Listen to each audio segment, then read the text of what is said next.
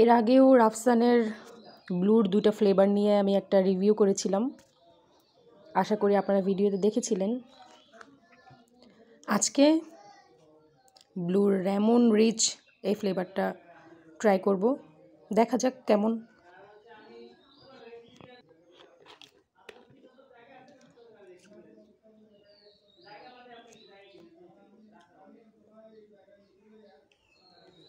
প্রথমে আমি স্মেলটা নিলাম, আমার কাছে স্মেলটা একদমই ভালো লাগেনি।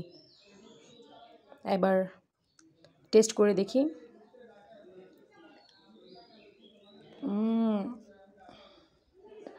It's not good.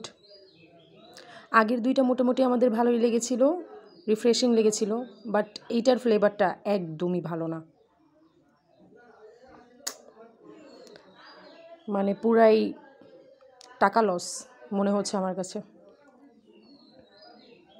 একদমই মজা না, পুরাই হতাশ।